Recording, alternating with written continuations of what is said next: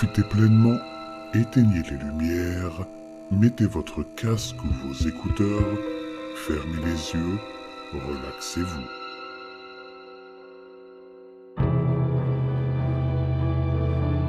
Les problèmes liés à l'autopsie d'un enfant.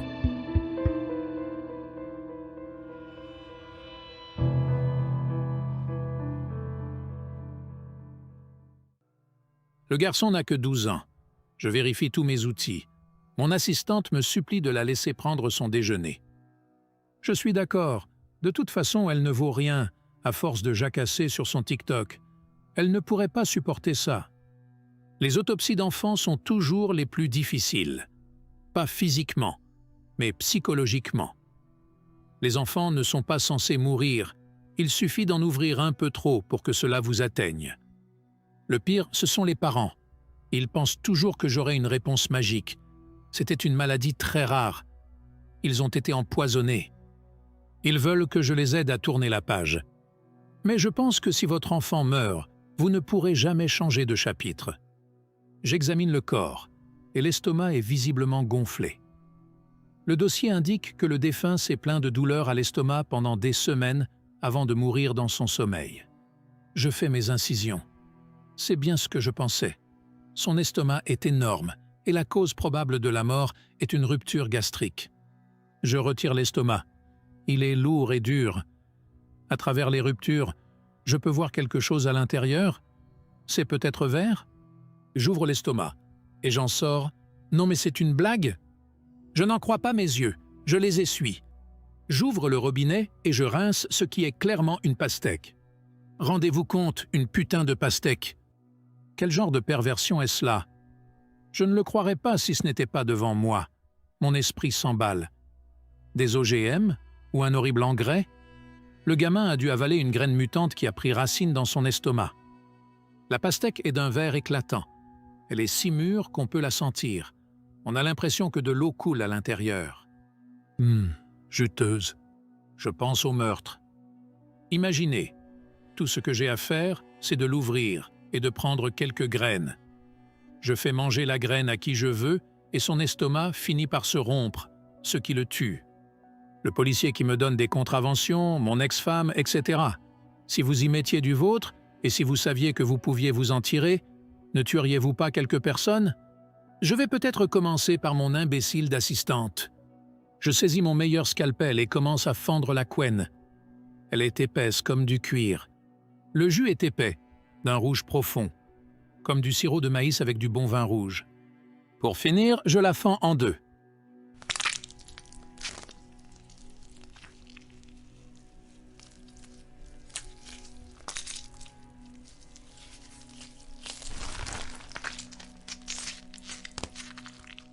L'odeur est celle d'un été sucré.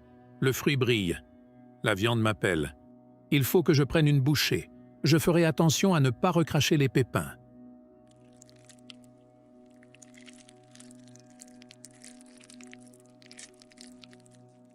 Une bouchée ne suffit pas. Le goût est divin. J'en prends une autre et encore une autre. Mon visage est plongé dans la pastèque.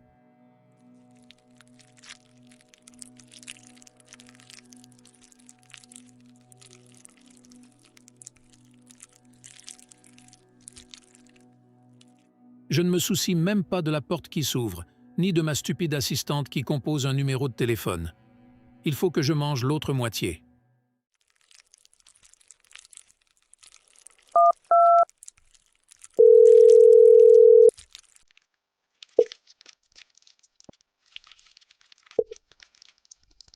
S'il vous plaît, envoyez la police. Je suis à la morgue. Le légiste, il mange les organes d'un enfant mort. S'il vous plaît, venez vite.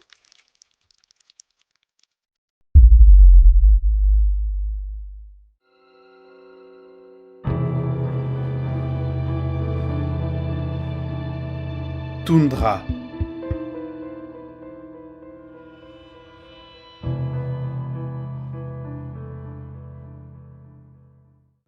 « 10 août 2012. Ça fait environ 2 jours ou 3 jours je crois, depuis que la Jeep d'André est tombée en rade dans la rivière. On s'est fait avoir comme des bleus, réveillés en pleine nuit par une putain de crue de tous les diables.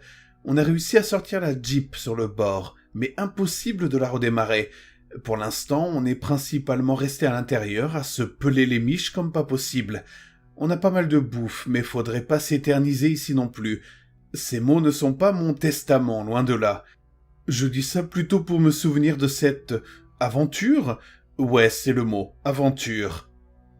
13 août 2012. Il commence vraiment à faire froid, et les boîtes de sardines vides puent la mort. On sait absolument pas où on est. Ce connard de Victor nous avait dit qu'il connaissait la région, mais il n'a aucune idée d'où on peut bien être. Tout ce qu'on sait, c'est qu'il fait foutrement froid. Je veux dire, je suis habitué au froid, en Saka, il n'y a aucun palmier qui pousse. Mais là, avec juste une parka et mes couilles en dessous, c'est pas la même affaire. Pour couronner le tout, aucun village à moins de 300 km. J'ai toujours aimé les grands espaces, mais je cracherai pas sur une petite baraque avec un bon feu. C'est Alexander le mécano entre nous quatre. Il a la tête fourrée dans le moteur depuis la crue, soit 5 jours maintenant. T'en fais pas, Alexei, on va repartir d'ici 5 minutes. 5 minutes. Je sais pas où il a appris à compter. En tout cas, je compte pas me les geler ici plus longtemps. 14 août 2012. On a décidé de partir. On a laissé notre matos de pêche dans la Jeep. Victor a quand même embarqué une canne au cas où on tomberait sur la Soutame. C'est là où on était censé aller après tout, non? On n'a pas vraiment de plan de route. Victor était censé avoir la carte en tête. Toujours est-il que l'ordre de marche, c'est droit devant. Si on tombe sur la rivière Soutame, on la remonte jusqu'à Nerjungri. En fait, aucun de nous quatre ne sait exactement où se trouve Nerjungri, ni même si c'est au bord de la Soutame. Mais Victor a dit qu'il se rappelait y être passé une fois. Pas un arbre à l'horizon, pas un point de repère. De la neige, de la terre gelée, des herbes courtes ça et là. J'ai trouvé une barre de chocolat au fond de mon sac. Je ne l'ai dit à personne. Je me suis fait assez chier à aller en ville pour l'acheter. Je vais pas non plus la partager en 4. Enfin bon, on verra bien. 15 août 2012. Je commence à penser que le confort de la Jeep était pas si mal que ça. On avait peut-être froid, on pouvait pas vraiment bouger, mais au moins on était à l'abri du vent. Cette nuit, on a dormi au creux d'un arbre mort. C'était atroce. Le vent s'est pas arrêté une seule seconde. Je me suis réveillé au moins 5 fois. Et à chaque fois, le feu était éteint. On commence à manquer de combustible. On n'avait pas vraiment pensé à ça. Et la bouffe part à une vitesse folle. Je sais que par ce temps, il faut beaucoup d'apports caloriques. Mais si on continue à ce train-là, on va devoir se rationner plutôt que prévu. 16 août 2012. Encore une nuit horrible. On a cru que Victor était mort ce matin. Il bougeait pas, mais il était juste vraiment fatigué. On l'est tous. On a quand même repris la route. Si on s'arrête, on est mort. On est arrivé près d'une petite rivière. Oh non, pas la Soutame, ce serait trop beau. Non, juste un petit bras d'eau, assez profond pour pouvoir y pêcher toutefois. André et Victor m'ont engueulé quand j'ai lancé la ligne. J'ai oublié leur rituel. C'est des Sibériens, je peux pas leur en vouloir d'être superstitieux. Ces imbéciles lancent toujours une poignée de tabac dans l'eau avant de pêcher. Une offrande au Vodianoi.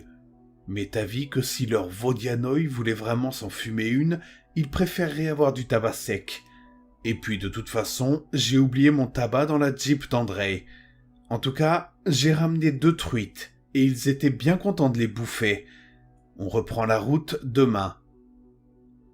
18 août 2012. En fait, hier, c'était assez tendu. On a marché toute la journée. On s'est arrêté 2 heures pour manger les dernières sardines à l'huile. On s'est pas parlé. Je crois qu'on est tous crevés. Victor s'est fait mal en traversant la petite rivière. Il a trébuché sur un caillou peut-être et s'est foulé la cheville. On a dû ralentir le rythme pour qu'il puisse nous suivre. Alexander l'aide. Mais c'est encore plus dur d'aller lentement. On se refroidit, on a l'impression de ne pas avancer. Et je jure que si André prononce une fois de plus Vodianoi, je le tue moi-même. 19 août 2012. On a trouvé une petite cabane. Là, au milieu de nulle part, il y a juste une petite rivière qui passe juste à côté. Je crois que c'est une cabane de chercheurs d'or. Il y a des tamis un peu partout. On a déjà commencé à les brûler dans la cheminée. La cheville de Victor est dans un sale état. Je crois bien qu'il s'est cassé quelque chose.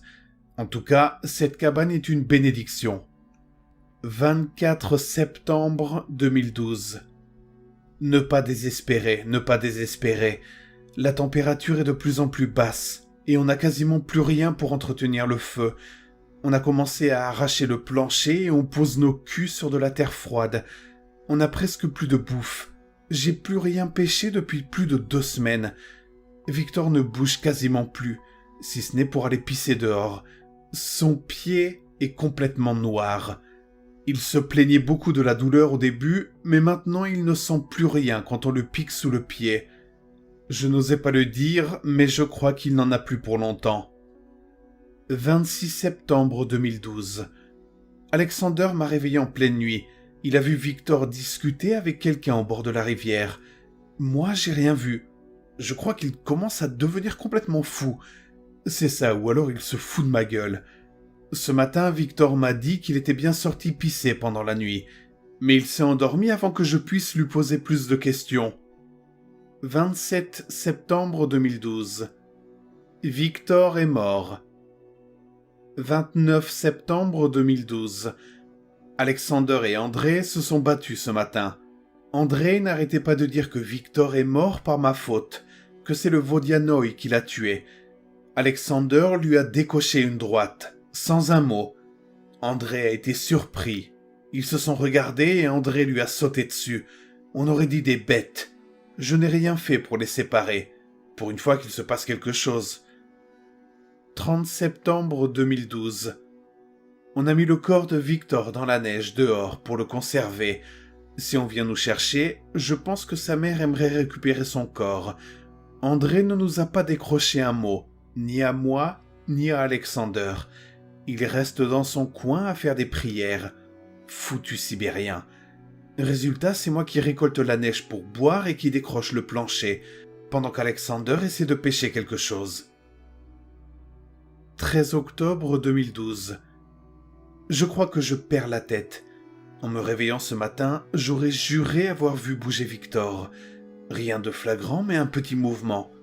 J'ai tâté ses vêtements au cas où une souris ou un vermisseau se planquerait dessous. Mais rien. J'en ai parlé à personne. André recommence tout juste à causer, j'ai pas envie de relancer de l'huile sur le feu. 15 octobre 2012. Il y a un truc qui galope dehors. Il fait nuit noire, on n'y voit pas à 2 mètres, mais ça fait un quart d'heure au moins qu'on entend un truc courir autour de la cabane. C'est peut-être une biche, ou peut-être ce foutu Vodianoi d'André, ou un truc du genre. Un truc qui se mange en tout cas, quoi que ce soit on va le choper. On est sorti avec Alexander, mais il n'y avait rien dehors. Pas même de traces dans la neige. On est pourtant très sûr d'avoir entendu des pas. On peut pas devenir fous tous les 3 en même temps, si ? 16 octobre 2012. Il est encore tôt. Le soleil vient à peine de se lever. Alexander et André ont réussi à dormir, mais pas moi. J'ai encore entendu marcher dehors, mais ça semblait plus loin, vers la rivière peut-être. Et cette fois, je suis sûr de ce que j'ai vu. Le corps de Victor a bougé. Pourtant, j'aurais juré l'avoir posé quelques mètres plus près de la cabane. 24 octobre 2012. Des cadavres. Nous sommes des cadavres qui parlent. Je sais pas combien de kilos j'ai perdu, mais quand je vois Alexander ou André, je me dis que je dois être dans le même état. On a entamé les planches des murs pour faire du feu. Après les sardines il y a quelques semaines, maintenant c'est les poires en jus qu'on a terminé. Et toujours aucun succès avec la pêche. Même si Alexander m'a plusieurs fois fait remarquer qu'il avait vu un gros truc dans la rivière. Mais gros ou pas, on n'a rien sorti de la rivière depuis qu'on est arrivé ici. Le ciel est noir. Je pense que ce qui va nous tomber dessus risque de nous faire mal. 27 octobre 2012. Je ne sais pas trop si je crois à ce que je vais vous dire. J'aimerais que ce soit faux, sincèrement. On a été bloqués 2 jours dans la cabane pendant la tempête. Pas une seule accalmie. Et c'est nos ventres qui ont réfléchi pour nous. J'ai vu comment Alexander regardait le corps de Victor quand il passait devant en allant pêcher. Pas de la tristesse, pas de désespoir, de l'envie. Et on a tous ce regard quand on pose les yeux sur lui ces derniers jours. On devait survivre, mais on savait qu'on resterait pas longtemps debout à boire du bouillon d'herbe et de neige fondue. On s'est regardé, on a décidé d'aller chercher Victor en pleine tempête. Je suis sorti en premier, et là où j'aurais dû voir une bosse dans la neige, il n'y avait rien. J'ai fouillé avec mon pied, mais il n'y avait strictement rien. On s'est enfermé dans la cabane depuis. Si un ours a emporté le corps de Victor, il doit encore être dans les parages. Enfin, si c'est bien un ours. 5 novembre 2012. Alexander est sacrément malade. Il tousse à s'en décrocher les poumons. C'est moi qui m'occupe de pêcher. J'ai attrapé un poisson hier. Plus rien depuis. André ne dort plus la nuit depuis que le corps de Victor est parti, enfin a disparu. Il jette tout un tas de choses dans la rivière quand la nuit tombe. Hier soir, il a jeté sa montre. 7 novembre 2012. On est peut-être sauvés. Je pourrais pleurer, j'ai pleuré d'ailleurs. Le chercheur d'or est venu. Un vieil homme très vieux, sa peau ressemble à de l'écorce d'arbre. J'étais en train de pêcher quand je l'ai vu sur l'autre rive. Il me regardait et il m'a souri. Il m'a dit que c'était sa cabane dans laquelle nous étions, et qu'il avait d'abord pensé qu'on était des bandits, et qu'il nous observait depuis quelques jours pour s'en assurer. J'ai pas vu de tente ou de campement pourtant, et il avait pas de sac à dos sur lui. Mais il était là et c'était inespéré. Il a traversé la rivière pour nous rejoindre, tout en continuant à me parler. On s'est regardé avec Alexander. Ce mec allait sortir de la rivière en glaçon. Pourtant il est sorti tranquillement. Il ajustait ses vêtements en continuant de parler. Il a dit connaître un petit village pas loin et nous a proposé de le suivre. On peut pas bouger Alexander dans son état, alors André est parti avec le vieux pendant que je veille sur Alexander. J'arrive pas à croire que quand ils reviendront, ça sera avec des toubibs, de la bouffe, des secours, des gens quoi. 9 novembre 2012. Ça fait 2 jours qu'André est parti avec le vieux. J'espère qu'ils ne se sont pas perdus. Ce vieux avait l'air sûr de lui pourtant. Sinon, Alexander va un peu mieux. 10 novembre 2012. J'ai pêché un poisson aujourd'hui. 11 novembre 2012. André est revenu. Seul. Il était trempé quand il a tapé à la porte cette nuit. Je lui ai demandé qu'est-ce qu'il avait fait du vieux. Il m'a juste dit que les secours allaient arriver. Depuis cette nuit, il bouge pas. Il nous fixe tour à tour, Alexander et moi. Il est assis près du feu, mais ses vêtements sont toujours aussi trempés. Ce con a toute une flaque autour de lui. 13 novembre 2012. Mais qu'est-ce qui lui a pris ? Putain, mais qu'est-ce qui lui est passé par la tête à ce fils de pute d'André ? Il a essayé de me tuer, il a essayé de me noyer. J'étais en train de pisser près de la rivière, juste devant le coucher de soleil. Il est arrivé comme un fou derrière moi, m'a fait tomber en avant. J'ai senti ses putains de mains me tenir la tête sous l'eau. Il avait une force de dingue. Trop de force pour un mec qui a passé les 3 dernières semaines à bouffer de l'herbe. Je me suis débattu autant que j'ai pu, et puis j'ai lâché prise. J'y arrivais plus, j'allais mourir. J'ai ouvert les yeux sous l'eau, je ne voulais pas mourir sans voir une dernière fois quelque chose. Et j'ai vu un visage. Très vite, un flash. Je sais pas très bien ce que j'ai vu, un homme ou une femme, ou autre chose. Mais juste après ça, la pression d'André s'est relâchée et j'ai pu sortir de l'eau. Alexander lui avait planté un pieu dans la nuque. Il m'a traîné jusqu'à l'intérieur de la cabane et m'a allongé près du feu. J'ai repris mes esprits et on a retrouvé le corps d'André. Ses vêtements étaient toujours trempés. On les a enlevés et on a pété un plomb. Je sais pas si c'est l'adrénaline, l'hystérie ou la faim, c'est sûrement la faim, mais on s'est mis à découper André. Calmement. L'instinct sûrement. Mais le corps n'était pas chaud.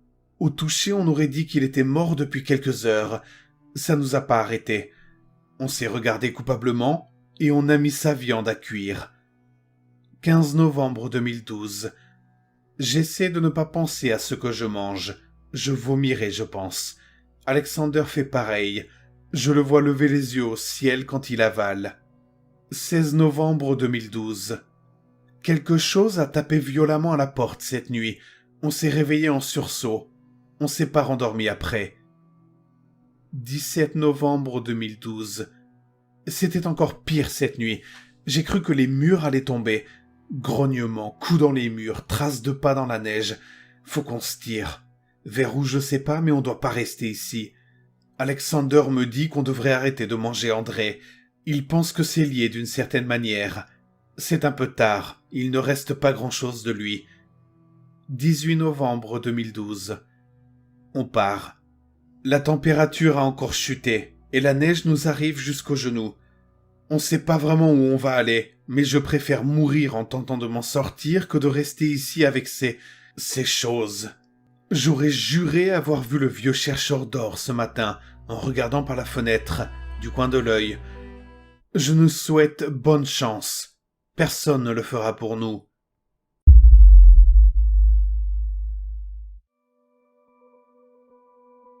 Ces événements se sont déroulés entre le mois d'août 2012 et le mois de novembre 2012 en République de Sakha, en Russie.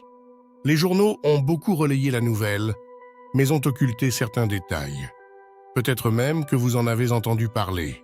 Alexei Gorulenko, 35 ans, et Alexander Abdoulayev, 37 ans, seront retrouvés quelques jours plus tard, près de la rivière Soutam, à 250 km de la petite ville de Neriungri, plus au sud. En tout, ils auront marché plus de 150 km entre la Jeep et la rivière Soutam. On retrouvera la Jeep enfoncée dans une rivière gelée. Lorsque la police découvre le corps d'Andrei Kurochkin, 44 ans, dans une cabane de chercheurs d'or, il est partiellement découpé en morceaux. Alexei Gorulenko et Alexander Abdoulayev affirment que leur ami est mort de froid. Les expertises montrent pourtant des traces de mort violente, notamment un pieu et une veste ensanglantée. Les deux pêcheurs seront alors soupçonnés d'homicide et de cannibalisme. Le corps de Viktor Komarov, 47 ans, n'a jamais été retrouvé. Le journal, narré dans cette vidéo, n'a jamais été pris en compte par les enquêteurs, d'après lesquels il avait été écrit par Alexei Gorulenko pour se justifier de ses crimes. Gorulenko ne l'a d'ailleurs jamais évoqué. Quant à moi, je ne dévoilerai pas mon identité, sachez juste que j'ai participé de près à l'enquête.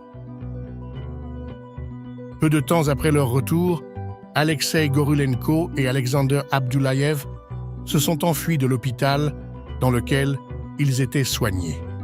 Retrouvé quelque temps après, Alexei Gorulenko sera condamné à 3 ans de prison avec sursis pour avoir causé des blessures mortelles sur la personne de Andrei Kurochkin, le cannibalisme n'étant pas considéré comme un crime en Russie. Alexander Abdoulayev, quant à lui, sera considéré comme témoin des faits et affirmera lors de son procès ne pas avoir mangé Andrei Kurochkin parce qu'il avait faim, mais parce qu'il avait d'autres raisons.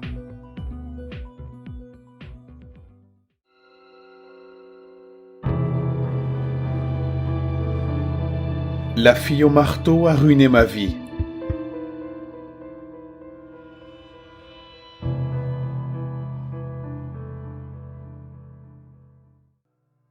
Je ne me souviens pas de son arrivée.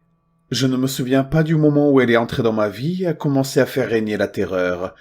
Non, elle était là depuis aussi longtemps que je pouvais remonter dans mon esprit, et elle tenait toujours un marteau. Je ne m'en souviens pas, bien sûr, mais ma mère a toujours dit que j'étais un bébé distrait, qui regardait toujours quelque chose dans le coin de la pièce. Mes parents m'ont probablement couvé, se demandant ce qu'un nourrisson pouvait bien rêver. Je parie qu'ils ne l'ont pas imaginé. C'est ce que je regardais. Qui je regardais toujours. Pourquoi personne d'autre ne l'a vue? Elle était là, dans la cour de récréation à l'école, dominant la table du dîner et me regardant dormir, les cheveux tombant sur son dos et un gros marteau griffu dans ses mains veineuses. J'ai essayé de le dire dès que j'ai pu, à qui voulait bien l'entendre. Enfant imaginatif, ami imaginaire, j'étais si facilement rejeté. Il voyait bien que j'avais peur. Je demandais tous les soirs à mes parents de lui dire de partir, Ce qu'il faisait. Il se tenait dans l'embrasure de la porte de ma chambre comme s'il s'agissait d'une sorte de rituel creux et suppliait l'entité de partir. Il ne regardait jamais au bon endroit. Et elle n'a jamais bronché. L'expression de son visage changeait rarement, mais je pouvais jurer que lorsqu'il faisait semblant de me croire, elle me regardait et souriait, avec suffisance, sachant que je savais que leur soutien n'était qu'un mensonge. Et elle balançait le marteau, lentement et de façon menaçante sur le côté, laissant son bras tomber avec son poids. Elle n'a jamais essayé de me toucher, elle ne s'est jamais approchée plus près que le coin de la pièce, pas avant longtemps en tout cas. Cela n'a bien sûr pas facilité mon sommeil. Comment peut-on dormir avec quelqu'un, quelque chose comme ça qui nous regarde? C'est possible? Vraiment? J'étais un enfant fatigué. C'est pourquoi je n'ai rien vu venir lorsque son marteau s'est abattu pour la première fois dans la cour de l'école et a fait tomber mon ami Samuel de la balançoire. La balançoire que je poussais. Les enfants tombent tout le temps. Ils ne meurent pas tout le temps. Samuel l'a fait. Samuel est mort. J'ai essayé de raconter aux adultes ce qui s'était passé, mais mettre la mort d'un enfant sur le compte d'une force invisible n'était pas possible. Surtout pas lorsque l'enfant décédé a subi un gros traumatisme à l'arrière de la tête. J'ai passé des années en thérapie, les adultes essayant de comprendre ce qui s'était passé. « Tu l'as frappé avec une pierre ?» me demandait-il. Il n'y avait pas de pierre. « Tu l'as poussé trop fort ?» insistait-il. Je le poussais normalement. Tout cela pendant qu'elle se tenait dans le coin, aspirant la chaleur de la pièce, observant. Elle attendait sagement. À cet âge, j'avais du mal à comprendre pourquoi les adultes étaient plus enclins à croire que j'étais un meurtrier, plutôt que de croire en la vérité. C'était elle et ce putain de marteau. Je ne suis pas devenu plus crédible avec l'âge, ni moins fatigué. J'ai essayé de lui parler quelquefois, elle ne m'a jamais répondu, continuant à me regarder avec l'air suffisant de son visage sans âme. Au bout d'un certain temps, j'ai même commencé à la trouver un peu réconfortante. Je n'avais plus beaucoup d'amis après l'incident avec Samuel. Non, je ne suis vraiment pas devenu plus crédible avec l'âge. J'ai juste semblé être perturbé.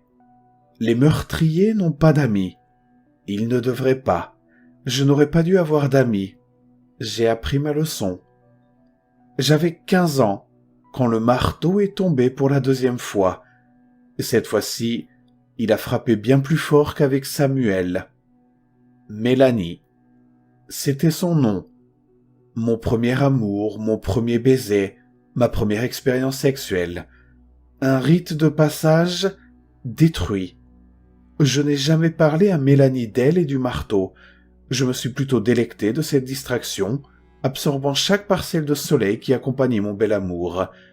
J'ai essayé de ne pas paraître perturbé. Mélanie restait aussi belle qu'elle l'a toujours été. Peu importe la force avec laquelle le marteau lui a écrasé le visage, alors qu'elle se tenait en équilibre, peau nue, sur mon corps. Elle était toujours aussi belle, même avec son visage réduit en miettes. Comment peut-on paraître normal après une chose pareille? Une tragédie d'enfance suspecte et puis la mort violente et prématurée d'une adolescente sans méfiance, qui n'avait rien prévu d'autre que de perdre sa virginité cette nuit-là. Ils m'ont envoyé à l'hôpital. Je n'ai jamais menti, je le jure. C'était elle. Elle était toujours là. Elle a vécu dans ma chambre d'hôpital pendant aussi longtemps que je me souvienne. Plus de questions, moins de crédibilité. J'avais 15 ans et ma vie était foutue. Ils m'ont laissé sortir à 18 ans. Aucune preuve. Je devais ressembler à tous les autres criminels innocents. Ils avaient tout sauf des preuves. Des pilules, des injections, thérapie, travail de groupe. Ils pensaient qu'elle était partie, mais ce n'était pas le cas. Si j'étais fou, ça aurait marché, non? J'ai juste appris à faire semblant qu'elle n'était pas là. J'ai appris à me taire, à feindre la normalité. Je suis rentré chez moi. J'ai passé presque une décennie dans cette chambre, une décennie avec elle. Mes parents ont cessé de lui dire de partir. Ils ont arrêté de me regarder. Ils prétendent le contraire, mais ils ont honte. Presque 30 ans d'âge, toujours à la maison avec 2 morts à mon actif. Je comprends qu'ils ne me supportent plus. J'ai envisagé tant de fois d'en finir. Mais comment je puis savoir que ce serait la fin? Et si elle était toujours là, même après ma mort? 1 décennie dans ma chambre, pas d'amis. Les meurtriers n'ont pas d'amis, pas d'amour. Ah, pauvre Mélanie. La seule chose qui me faisait tenir était le petit garçon de l'autre côté de la rue. Je ne connais pas son nom. Il est sans nom, tout comme elle. Il est plein de vie, plus de vie que je n'en ai jamais connue. Et je l'observe. Rien d'infâme, rien d'effrayant, il m'a juste fait penser à moi. À moi si elle n'était pas venue à mes côtés. Il a des amis. Un avec qui il joue tout le temps, comme je l'ai fait avec Samuel. Je suis jaloux. Non, envieux plutôt. C'est juste agréable de voir un peu de bonheur. Ses parents sont venus à la porte et ont crié après les miens. Ils n'aimaient pas que je regarde leur fils. Dites à votre putain de fils d'arrêter de regarder. Ils m'ont aussi traité d'autres choses, mais ces choses, je ne veux pas en parler. Des choses dont je me demandais si mes parents croyaient. Après tout, ils ne m'avaient jamais cru. Je n'ai pas arrêté de regarder le petit garçon. Je me suis juste mieux caché. Elle a fini par comprendre. Le garçon, le sourire sur mon visage quand il me détournait d'elle, c'était subtil. Je ne l'ai pas remarqué au début, j'étais trop occupé à regarder. Mais elle a remarqué. Elle a tout remarqué. Elle était jalouse aussi, ou plutôt envieuse. Et maintenant je suis assis devant ma fenêtre, dans la chambre où j'ai passé les 10 dernières années. Pour la première fois de ma vie, je peux respirer. Au début, je ne savais pas trop pourquoi. Je devais être trop occupé à regarder le garçon. Il fait beau aujourd'hui, c'est agréable. Elle est partie. Elle n'était jamais partie avant, mais aujourd'hui elle l'a fait. Elle est sortie. Je n'ai pas remarqué. Pourquoi n'ai-je pas remarqué? Pourquoi n'ai-je pas fait plus attention? Les meurtriers n'ont pas d'amis, j'aurais dû m'en souvenir. Si je m'en étais souvenu, elle ne se tiendrait pas à 1 mètre ou 2 derrière lui. Elle a évidemment son marteau à la main, et elle s'apprête à donner un autre coup fatal.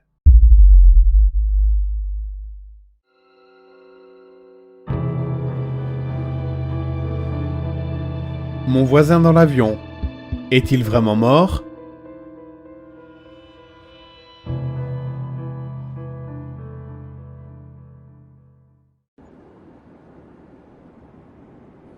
L'homme qui occupait le siège C4 est mort à l'autre bout de l'Atlantique. J'étais assis à l'avant de l'avion, juste derrière la première classe, et je ne pouvais pas vraiment voir l'agitation. Mais je pouvais entendre quelqu'un halter et vomir, d'abord bruyamment, puis de plus en plus silencieusement. Une hôtesse de l'air a pris la parole et a demandé l'aide de tout professionnel de la santé parmi les passagers. Je suppose qu'il n'y en avait pas.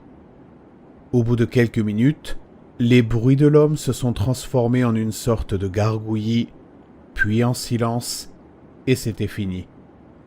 Il s'appelait Moineau. Il était vieux, mais pas autant que ça. Et il s'agissait probablement d'une crise cardiaque, d'un anévrisme, ou d'une réaction à un médicament, voire la volonté de Dieu. Les rapports étaient contradictoires et amateurs. Une hôtesse de l'air a simplement attaché le nouveau défunt à son siège côté hublot et lui a recouvert le visage d'une couverture complémentaire de la compagnie aérienne. Le pilote a pris l'interphone et nous a annoncé que l'avion allait faire demi-tour vers New York en raison d'une situation médicale tragique concernant l'un des passagers. Nous recherchons un volontaire pour s'asseoir à côté de la personne décédée, jusqu'à ce que nous retournons à notre aéroport d'origine. A poursuivi le pilote. Ce vol est entièrement rempli et la personne assise sur le siège ne se sent pas bien. C'est un siège côté couloir et nous ne serons de retour sur Terre que dans quelques heures. Je ne sais pas exactement pourquoi je me suis porté volontaire. Probablement un mélange d'épuisement, d'altruisme et de curiosité morbide. Mes projets de vacances étaient de toute façon annulés, me suis-je dit.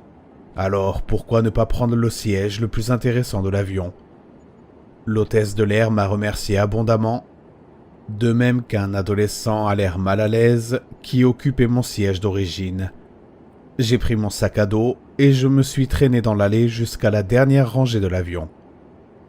Ma seule expérience des cadavres a été l'enterrement de ma grand-mère dans un cercueil ouvert lorsque j'étais enfant. Mais l'idée de la mort ne m'a jamais particulièrement dérangé. C'est naturel après tout.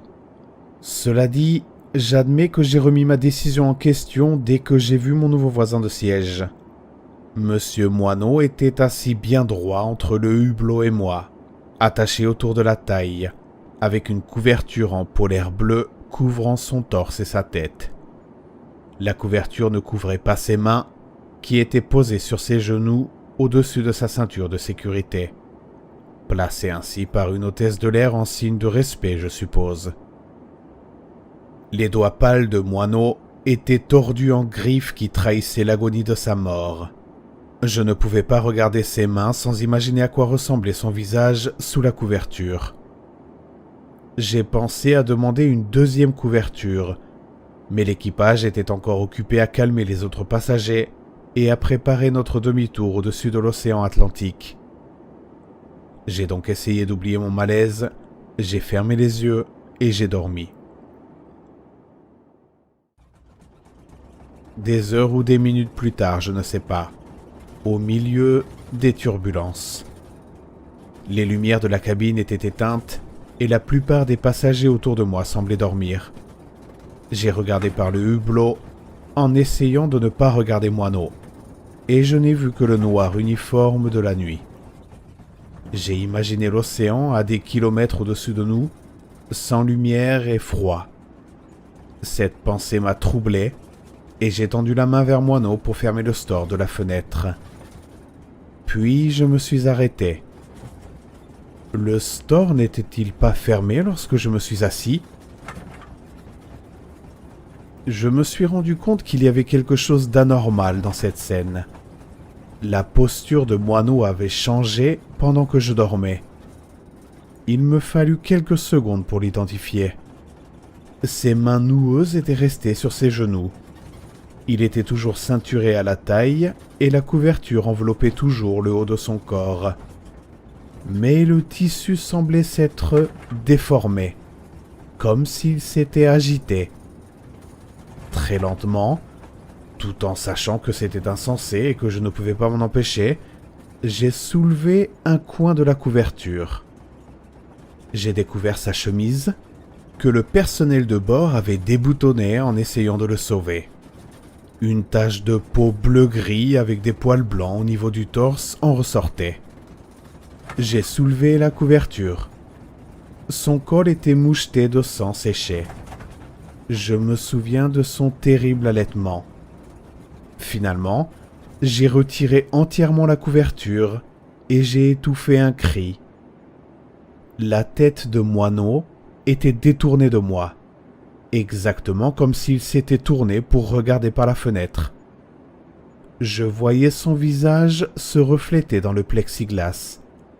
C'était indubitablement le visage d'un mort, pâle, tiré, les lèvres écartées, la mâchoire molle.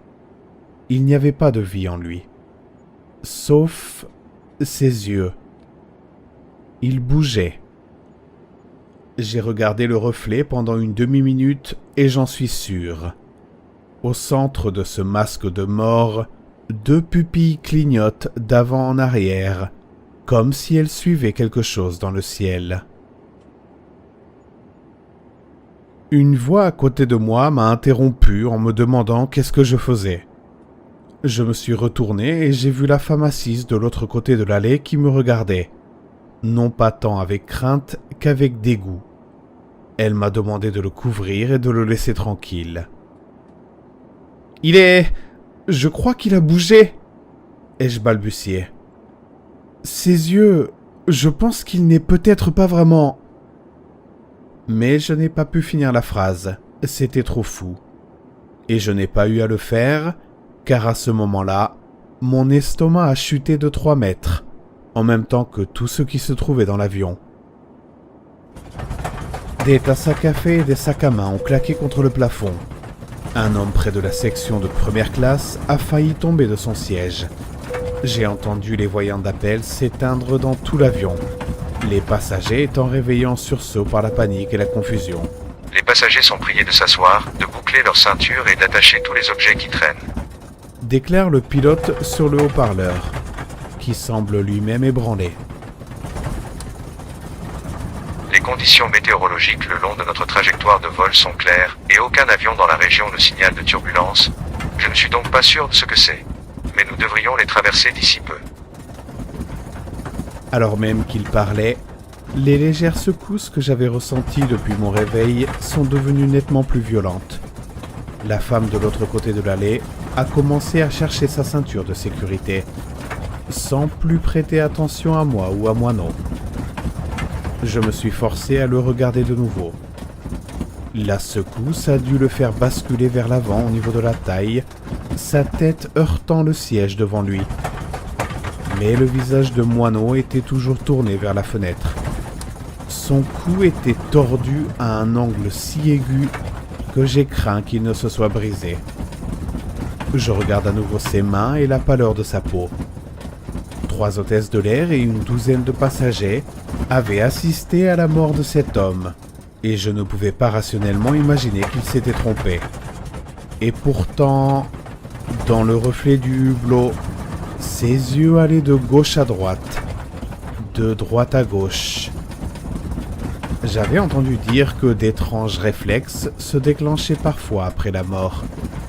Les membres s'agitent, les poulets sans tête continuent à courir, les nerfs éliminent les dernières commandes du cerveau. Mais les yeux? Je n'avais jamais entendu parler de ça. Je me suis forcé à regarder au-delà de ce reflet troublant, vers le ciel lui-même.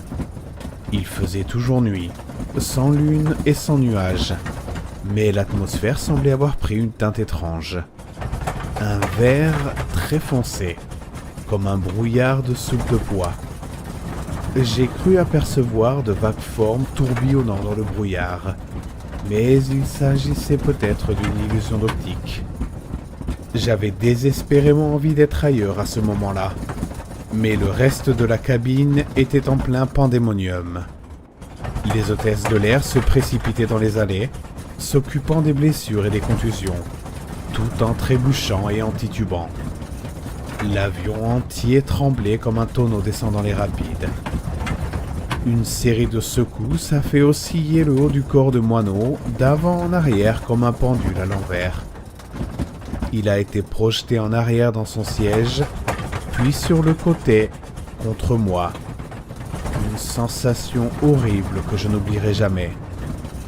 Puis dans l'autre sens, son visage heurtant directement le hublot où il s'est immobilisé. Cela m'a suffi.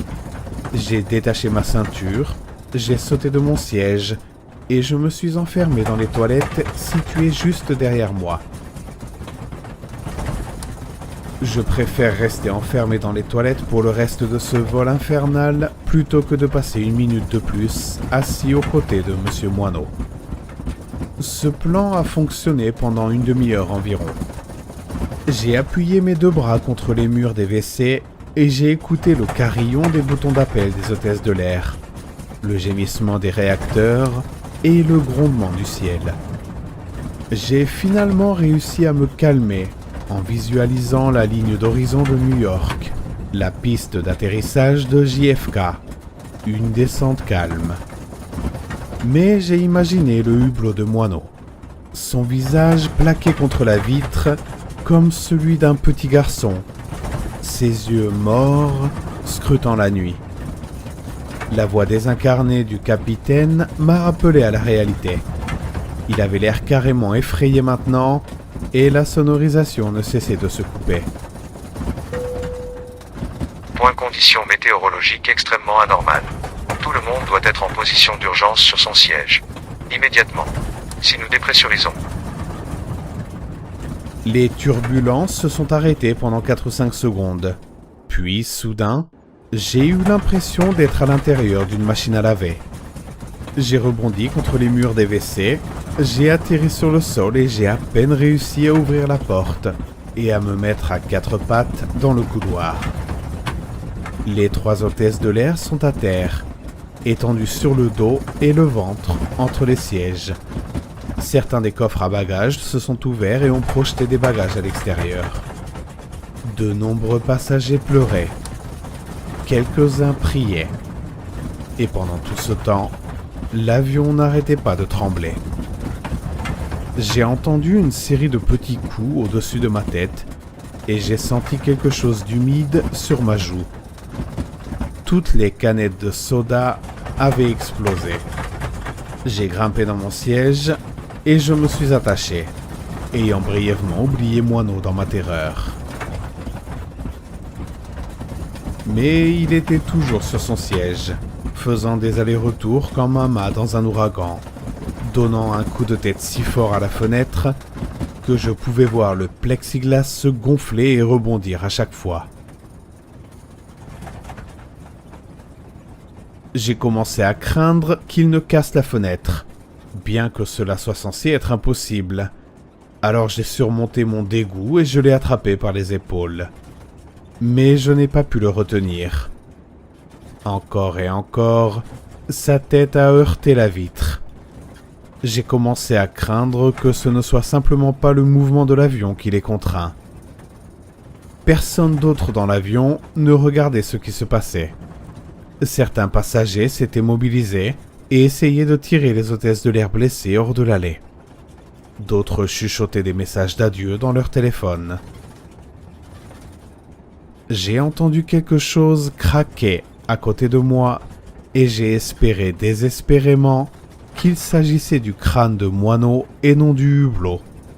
Dehors, je pouvais voir que le brouillard vert était animé de formes tourbillonnantes et amorphes. Une autre explosion. Pas de canette de soda cette fois-ci, mais de l'oxygène sous pression qui s'échappe dans le ciel.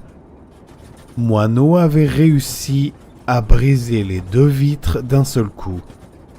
Sa tête mutilée pendait maintenant à l'extérieur de l'avion, et le reste de son corps s'efforçait de le suivre, retenu uniquement par sa ceinture de sécurité et la largeur de ses épaules.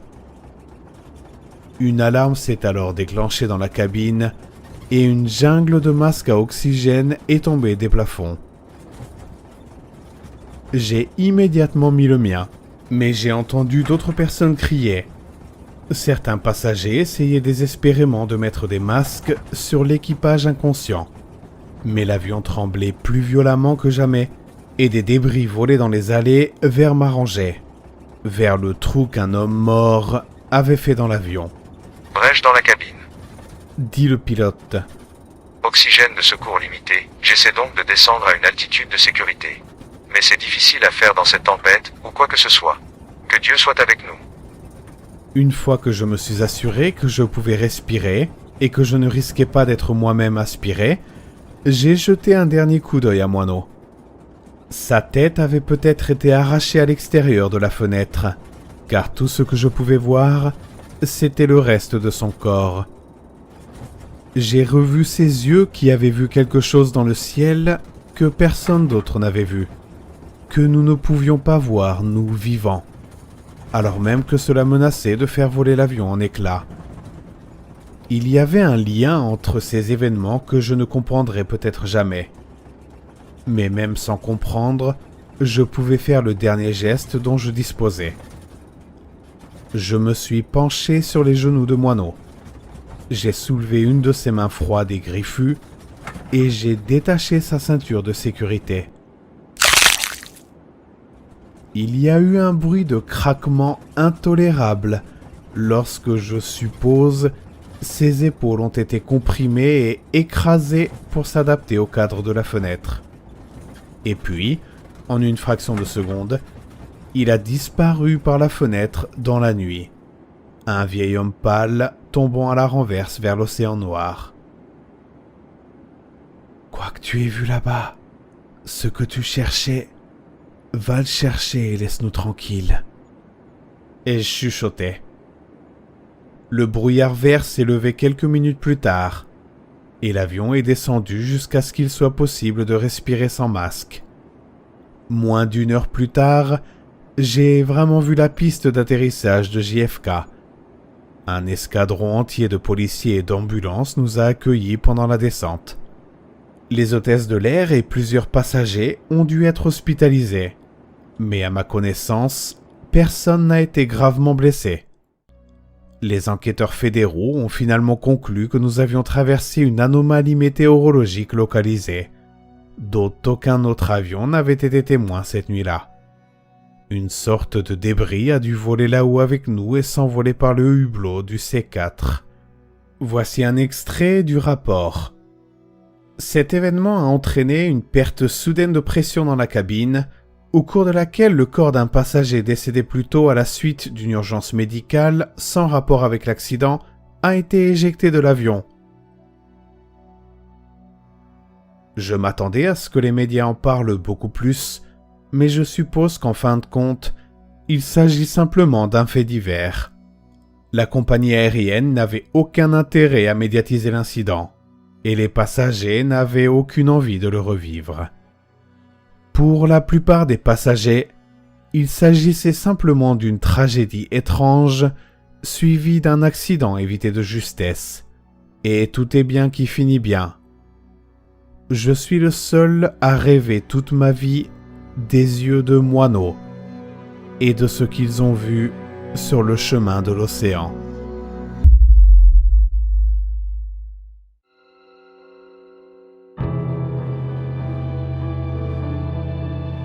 Pilote automatique.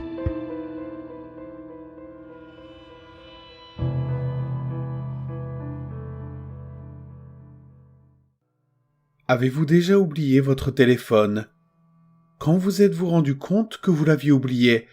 Je suppose que vous ne vous êtes pas tapé le front en vous exclamant « zut » à propos de rien. La prise de conscience ne s'est probablement pas faite spontanément. Il est plus probable que vous ayez cherché votre téléphone en ouvrant votre poche ou votre sac à main et que vous ayez été momentanément troublé par son absence. Vous avez alors refait mentalement le bilan de la matinée. Et puis, c'est la galère. Dans mon cas, l'alarme de mon téléphone m'a réveillé comme d'habitude, mais j'ai réalisé que la batterie était plus faible que prévu. C'était un nouveau téléphone et il avait la fâcheuse habitude de laisser des applications en cours d'exécution, ce qui épuisait la batterie pendant la nuit. Je l'ai donc mis à charger pendant que je prenais ma douche, au lieu de le mettre dans mon sac comme d'habitude. C'était un écart momentané par rapport à ma routine, mais c'était tout ce qu'il fallait. Une fois sous la douche, mon cerveau a repris la routine, qu'il suit tous les matins et c'est tout. J'ai oublié. Il ne s'agissait pas simplement d'une maladresse de ma part, comme je l'ai découvert par la suite. Il s'agit d'une fonction cérébrale reconnue. Le cerveau ne fonctionne pas à un seul niveau, mais à plusieurs. Par exemple, lorsque vous marchez quelque part, vous pensez à votre destination et à éviter les dangers, mais vous n'avez pas besoin de penser à garder vos jambes en mouvement. Je ne pensais pas à réguler ma respiration. Je me demandais si je devais prendre un café sur le chemin du travail. Je l'ai fait d'ailleurs. Je ne pensais pas à faire passer mon petit déjeuner dans mes intestins.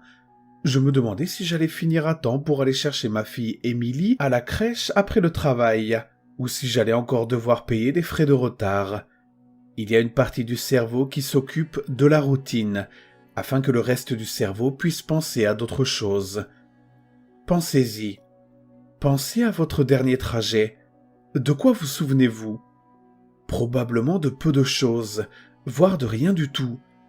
La plupart des trajets courants se confondent, et il est scientifiquement prouvé qu'il est difficile de se souvenir d'un trajet en particulier. Faites quelque chose assez souvent et cela devient une routine. Si vous continuez à le faire, il cesse d'être traité par la partie pensante du cerveau et est relégué dans une partie du cerveau dédiée à la routine. Votre cerveau continue à le faire sans que vous y pensiez.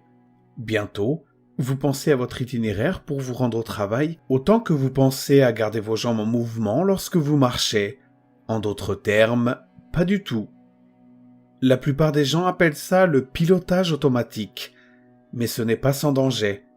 Si vous avez une pause dans votre routine, votre capacité à vous en souvenir et à en tenir compte est aussi bonne que votre capacité à empêcher votre cerveau de passer en mode routine.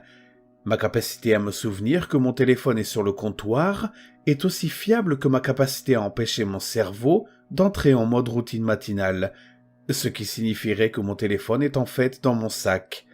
Mais je n'ai pas empêché mon cerveau d'entrer en mode routine. Je suis entré dans la douche comme d'habitude. La routine a commencé, l'exception est oubliée. Pilotage automatique enclenché. Mon cerveau a retrouvé la routine. Je me suis douché, je me suis rasé, la radio annonçait un temps magnifique. J'ai donné son petit déjeuner à Émilie, je l'ai mise dans la voiture, et elle était adorable.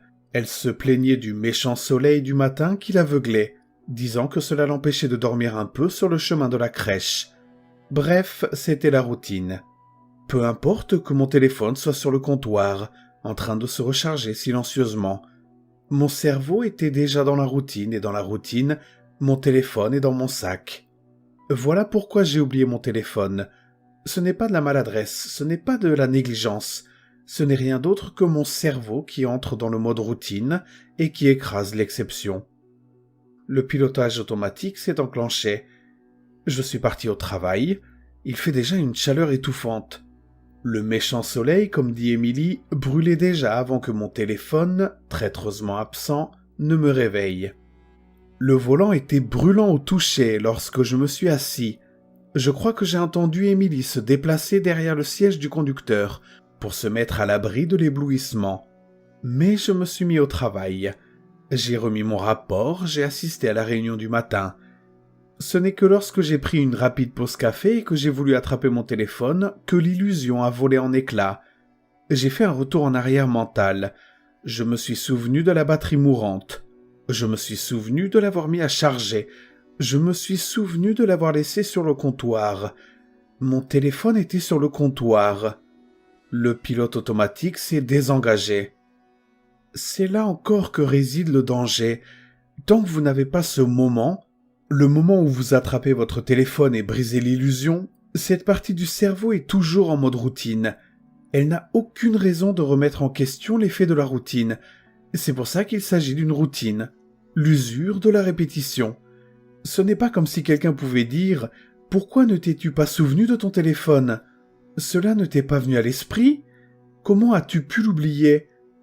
Tu as dû être négligent. » Toutes ces questions se seraient passées à côté de l'essentiel. Mon cerveau me disait que la routine s'était déroulée normalement, alors que ce n'était pas le cas. Ce n'est pas que j'ai oublié mon téléphone. Selon mon cerveau, selon la routine, mon téléphone était dans mon sac. Pourquoi aurais-je pensé à le remettre en question ? Pourquoi aurais-je vérifié ? Pourquoi me souviendrais-je soudain, sans crier gare, que mon téléphone était sur le comptoir ? Mon cerveau était connecté à la routine et la routine voulait que mon téléphone soit dans mon sac. La journée a continué à cuire. La brume du matin a cédé la place à l'implacable chaleur fiévreuse de l'après-midi. Le macadam bouillonne, les rayons de chaleur directe menaçaient de fissurer la chaussée. Les gens ont troqué leur café contre des smoothies glacés. Les vestes sont jetées, les manches retroussées, les cravates desserrées, les sourcils épongés. Les parcs se remplissent peu à peu de bronzés et de barbecues. Les cadres des fenêtres menacent de se déformer. Le thermomètre continue de grimper. Dieu merci, les bureaux étaient climatisés. Mais, comme toujours, la fournaise de la journée a cédé la place à une soirée plus fraîche. Un autre jour, une autre histoire. Me maudissant encore d'avoir oublié mon téléphone, je suis rentré chez moi.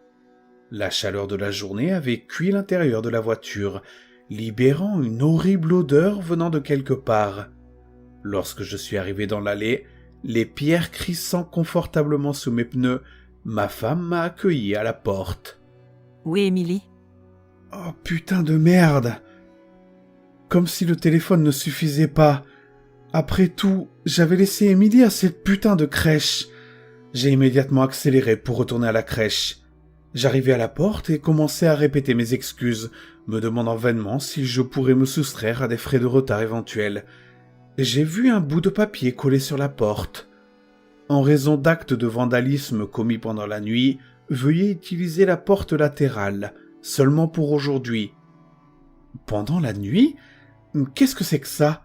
La porte était en bon état ce matin. Je me suis figé. Mes genoux tremblaient. Des vandales? Un changement dans la routine? Mon téléphone était sur le comptoir. Je n'étais pas venu ce matin.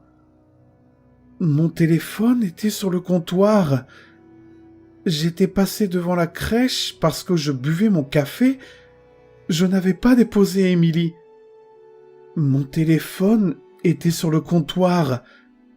Émilie avait changé de place à l'arrière.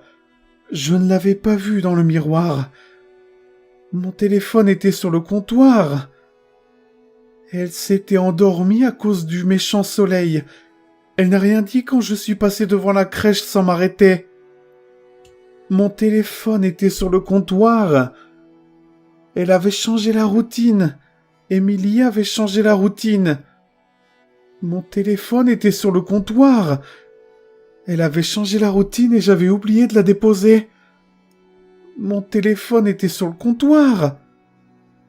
Émilie était dans la voiture pendant 9 heures, avec le méchant soleil, pas d'air, pas d'eau, pas d'électricité, pas d'aide. Cette chaleur, un volant trop chaud pour être touché. Et l'odeur. J'ai marché jusqu'à la porte de la voiture. Je suis engourdi en état de choc. J'ai ouvert la porte. Mon téléphone était sur le comptoir. Et ma fille était morte. Le pilote automatique s'est désengagé.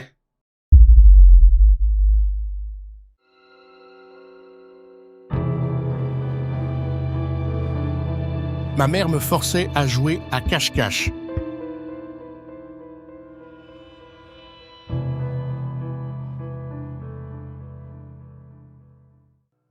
Je vais vous raconter une histoire qui me hante depuis ma plus tendre enfance.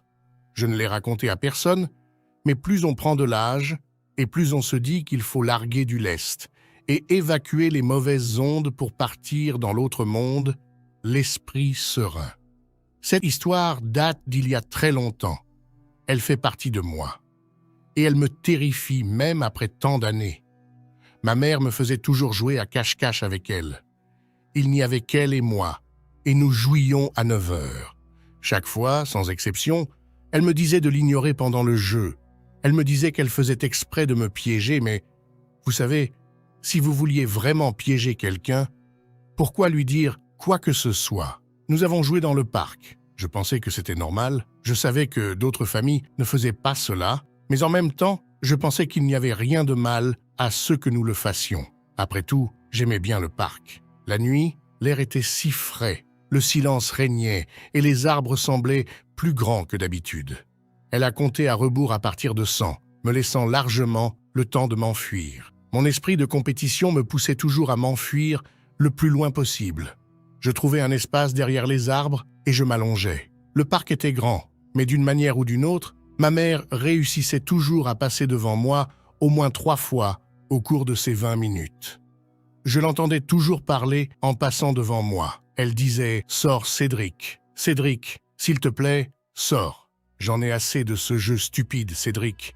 Il fait froid et je veux juste rentrer à la maison. » Je l'ai ignoré. Lorsque nous avons commencé à jouer, j'ai eu la bêtise de quitter ma cachette. Le visage de ma mère s'est immédiatement transformé en un visage de fureur. Elle s'approchait et m'attrapait fermement par l'épaule tout en me grondant sans relâche. « Je t'ai dit de ne pas m'écouter, n'est-ce pas ?» Elle me traînait jusqu'à la voiture et m'ignorait jusqu'au lendemain, jour où nous jouions. Je ne savais pas pourquoi elle faisait cela. Une fois que j'avais cessé de l'écouter pendant les 20 minutes de jeu, elle ne me trompait plus. Je savais qu'elle mentait, et il me semblait que c'était une perte de temps et d'énergie de continuer à m'appeler. Elle s'est mise en colère quand elle m'a trouvé. Le parc était immense, et si elle se cachait quelque part, je ne la trouverais jamais. Mais ma mère excellait à me retrouver. C'était comme si elle m'avait reniflé et qu'elle m'avait traqué. Au lieu de se mettre en colère contre moi, elle s'est désintéressée. Elle soupirait bruyamment et avait les yeux pleins de larmes. avant de se diriger vers la voiture, déprimé. Cela me procurait le pire sentiment qui soit, me remplissant d'insuffisance. Une fois, elle m'a trouvé au bout de 2 minutes et s'est effondrée en sanglots. Je n'ai pas compris. J'ai ressenti une énorme envie de gagner. J'en avais besoin. Alors j'ai commencé à être créatif. Je me suis caché dans les buissons. J'ai changé mes vêtements pour qu'ils soient plus verts et plus noirs et, en général, plus discrets. J'ai grimpé dans les arbres pour qu'il soit difficile de me voir depuis le sol. J'ai appris à rester immobile, vraiment immobile. Et quand je gagnais, ma mère me faisait un sourire. Ce n'était pas un sourire de bonheur, ni un sourire de plaisir. C'était plutôt un sourire de soulagement. Mais je me sentais si fier quand je le voyais. Nous rentrions à la maison et je m'endormais facilement. Puis mon père est arrivé. Un jour, en revenant de l'école, je l'ai vu parler à ma mère. Il n'était presque jamais à la maison. En fait, je l'avais vu 2 fois dans toute ma vie. Et ma mère ne parlait jamais vraiment de lui. C'était vraiment un étranger pour moi. J'ai tout de suite remarqué l'expression du visage de ma mère. Elle était pâle, blanche, tremblante, les yeux écarquillés. Je ne pouvais pas entendre ce qu'ils disaient, alors je me suis rapproché d'eux. Bien sûr, leur conversation s'est arrêtée juste au moment où je l'ai fait. Mon père a cessé de parler, mais l'expression de ma mère est restée la même. Il s'est tourné vers moi et m'a souri comme un loup. J'ai reculé de dégoût. Il a ricané. Il a ricané, putain. Je pensais que c'était normal. C'était comme ça que mes camarades de classe agissaient après tout. Plus tard dans la journée, alors que mon père était aux toilettes, ma mère s'est approchée de moi et a chuchoté. « Ne sors pas, même pas au bout de 20 minutes. » Mon père était très énergique juste avant l'heure du coucher. J'ai pensé que nous allions sauter l'étape du cache-cache. Ma mère avait l'air très malade et, regardant l'horloge, elle a dit « Allons faire un tour au parc. » J'ai tout de suite remarqué qu'elle n'avait pas parlé de cache-cache. « Pourquoi ?» demanda mon père. « Pourquoi pas, pour prendre l'air. » « D'accord, j'aime être actif de toute façon. » Qu'est-ce qu'il voulait dire par là? Ma mère m'a dit de me changer avec un certain look, et j'ai tout de suite compris ce qu'elle voulait dire. Mais des vêtements qui cachent. Après l'avoir fait, nous sommes montés dans la voiture et nous sommes allés au parc. Elle est restée silencieuse pendant tout le trajet, mais mon père a fredonné. Nous avons marché ensemble dans le parc pendant un moment, mon père marmonnant à propos du travail. Je ne me souviens pas de grand-chose. Honnêtement, cela ne ressemblait à aucun travail que j'avais déjà entendu. Soudain, ma mère a pointé du doigt un arbre au loin. J'ai remarqué que c'était le même arbre derrière lequel elle m'avait trouvé caché la dernière fois qu'elle m'avait attrapé. « Ces arbres deviennent si vieux, puis ils meurent. C'est dommage qu'ils soient coincés sur place, incapables de s'éloigner du virus. » Elle voulait dire s'enfuir et se cacher. La mort est le chemin de tous les êtres vivants. Il ne faut pas la craindre. Je crois que j'ai vu un écureuil dans cet arbre, ai-je dit. Je vais aller voir. Je disparus dans la forêt que je connaissais bien. Je suis passé derrière une colline avant de changer de direction et de m'éloigner. J'ai fait en sorte d'essayer de me déplacer dans des endroits qui ne laisseraient pas de traces. Je devais m'éloigner avant qu'ils ne s'aperçoivent qu'il se passait quelque chose. J'ai pensé à grimper à un arbre et à m'y cacher ou à plonger dans quelques buissons. Les arbres n'étaient efficaces que si les gens ne vérifiaient pas. Les buissons étaient très efficaces, mais on n'avait qu'une vue réduite, voire inexistante, de ceux qui nous entouraient. J'ai choisi les buissons, j'ai sauté dedans et j'ai essayé de contrôler ma respiration. Au bout de quelques minutes, j'ai entendu mes parents marcher au loin. « Cédric, où es-tu, mon grand? Si tu es blessé, dis quelque chose et nous t'aiderons. »« Cédric! Cédric, tu m'entends, mon chéri ?» Mon cœur bat plus vite. Je savais pertinemment que je ne devais pas quitter les buissons. C'était la pire chose qui pouvait arriver. J'ai continué à respirer pendant qu'ils s'éloignaient de plus en plus de moi. Puis, ils sont revenus. « S'il te plaît, Cédric, ton père n'est pas dangereux, sors de là. »« Cédric, s'il te plaît. Je dois y aller bientôt, s'il te plaît. Sors. »« Cédric, mais où es-tu ?» Arrête ces bêtises. » Leurs voix ont fini par s'éteindre. Je suis resté dans la même position pendant près d'1 heure.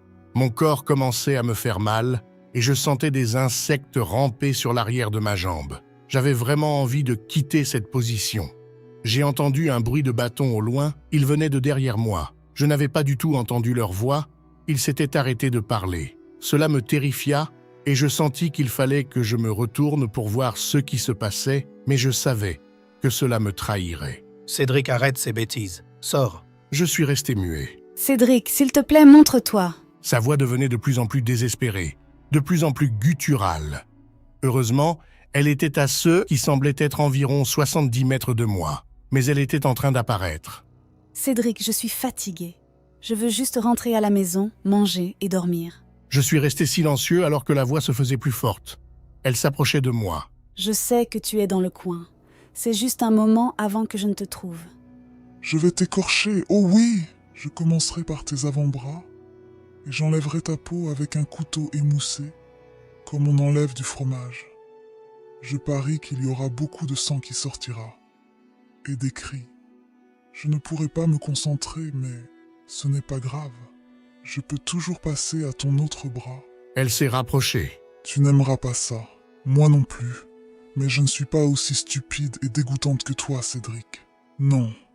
Je suis heureuse de ne pas être une créature immonde comme toi. Le seul bien que tu puisses faire, c'est d'être dans mon ventre, en m'alimentant. Je te retrouverai. La voix n'était plus qu'à 20 mètres. Tu regretteras de ne pas être sorti. 10 mètres. Tu sais, je ne mange pas les os. Ils restent coincés dans ma gorge, mais je ne peux pas les laisser. Je vais probablement les ramener chez moi et les sucer. Ils ont bon goût, tu sais. Ce sera parfait. 2 mètres. Elle a gloussé. Est-ce qu'elle m'a trouvé? Oh non. Je me suis demandé si je devais rester immobile et espérer le meilleur, ou si je devais regarder en arrière. Ma peur me tuait, et elle devait savoir, mais je sais que regarder ferait du bruit. Non, je devais rester immobile. Je sais où tu es. Putain, mais elle a commencé à s'éloigner de ma place. Je vais sucer tes globes oculaires avant de les avaler. Ils sont meilleurs entiers, et ils sont toujours humides et mous, donc ils descendent facilement dans la gorge. Sinon, il y a toujours du sang. Oh, une bouche pleine de sang chaud. Y a-t-il une meilleure sensation? Je suis resté immobile toute la nuit, même après avoir été certain qu'ils étaient partis. Ce n'est que lorsque le soleil s'est levé et que j'ai pu entendre d'autres enfants que je me suis levé. Ensuite, j'ai repris le chemin de la maison. Papa n'était pas là, mais maman si. Elle m'a serré dans ses bras.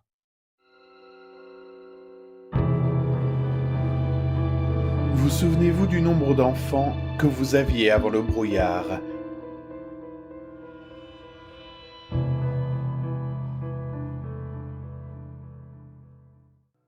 Je sais que cela semble fou, mais je ne sais pas à qui en parler. Il s'est passé quelque chose au cours du week-end que je ne peux pas vraiment expliquer, et pour être honnête, je n'ai pas eu une nuit de repos complète depuis lors. J'ai essayé de me dire que c'était juste mon cerveau qui manquait de caféine, mais plus je repousse les doutes, plus je me sens mal à l'aise. Quelque chose ne va pas avec mes enfants. J'en ai trop. J'ai 3 merveilleux garçons, Jules a 8 ans et Gabin 6 ans. Je ne me souviens pas de Léo. Je vois des photos de lui sur le réfrigérateur, souriant et jouant au ballon avec moi.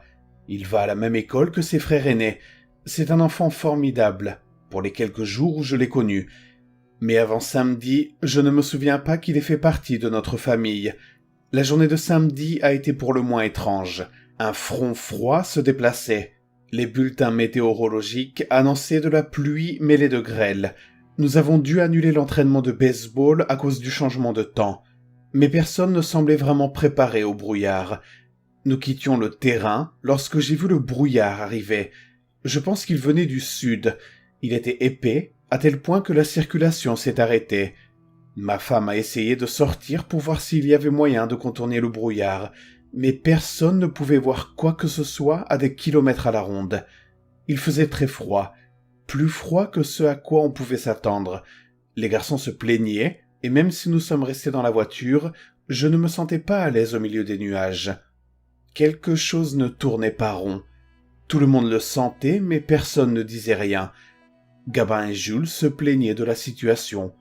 Puis le silence s'est installé. Le temps lui-même semblait s'être arrêté. Je me souviens leur avoir dit de se taire pendant que nous essayions d'avancer petit à petit. C'était un peu angoissant de ne pas savoir ce qu'il y avait à quelques mètres devant soi. Ma femme a finalement annoncé qu'elle voyait le bord du nuage et a mis le contact. J'ai dit à mes garçons que nous rentrions enfin à la maison. et j'ai vu quelque chose dans le rétroviseur. Un troisième enfant. J'ai crié. Ma femme a freiné brusquement. C'est quoi ce bordel, Maël? J'ai cru qu'on allait avoir un accident. Je fixai le troisième enfant sur la banquette arrière, et tous les membres de ma famille me regardaient comme si j'étais fou. « Mais t'es qui, toi ?» j'ai demandé. Pour moi, la question ressemblait à ce que n'importe quelle personne saine d'esprit poserait. J'aurais dû me rendre compte que la raison nous avait quittés dès l'apparition du brouillard. Le garçon a parlé. « Papa, c'est moi, Léo, tu me fais une blague ?» Je me suis tourné vers ma femme pour obtenir des réponses, et elle était tout aussi inquiète, vérifiant que je n'avais pas d'hématome à la tête. Qu'est-ce qui ne va pas? Tu te sens mal? Je ne savais pas quoi dire. Alors j'ai attendu que nous soyons rentrés à la maison et que les 3 garçons soient endormis. « Céline, je sais que ça paraît fou, mais je ne me souviens pas d'avoir eu 3 enfants.